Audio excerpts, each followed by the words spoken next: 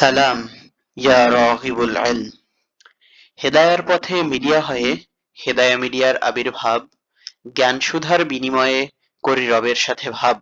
প্রিয় রগিবুল ইলম, আজ বুখারি পড়ি সিরিজের ৪৩তম পর্ব। আর আজ আমরা শিখতে চলেছি ৩৩ নং পরিচ্ছেদ থেকে। পরিচ্ছেদ শিরোনাম ইমানের বাড়া কমা বা বৃদ্ধি হ্রাস। আল্লাহ তাআলার বাণী, আমি তাদের হিদায়াত বাড়িয়ে দিয়েছিলাম।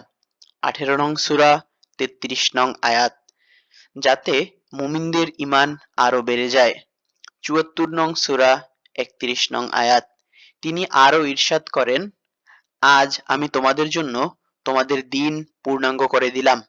৫ নং সূরা ৩ নং আয়াত, পূর্ণাঙ্গ জিনিস থেকে কিছু বাদ দেয়া হলে তা অসম্পূর্ণ হয়।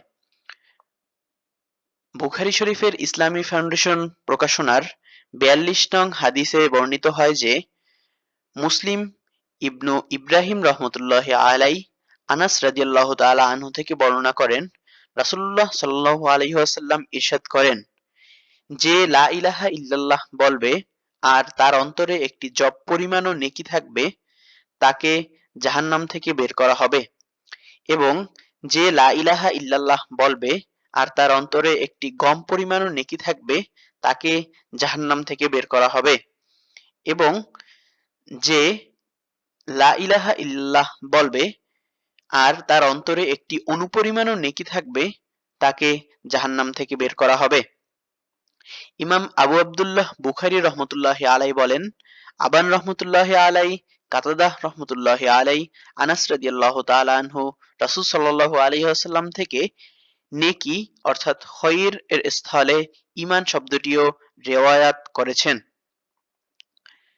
عن أنس عن النبي صلى الله عليه وسلم قال يخرج من النار من قال لا إله إلا الله وفي قلبه وزن شعيرة من خير ويخرج من النار من قال لا إله إلا الله وفي قلبه وزن برة من خير ويخرج من النار من قال لا إله إلا الله وفي قلبه وزن ذرة من خير।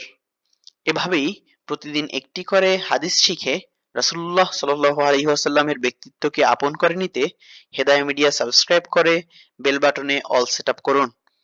আর ফেসবুকে ফলো করুন, যাতে রাসূলুল্লাহ সাল্লাল্লাহু আলাইহি ওয়াসাল্লামের কথাগুলো আপনার কাছে পৌঁছে যায় সবার আগে।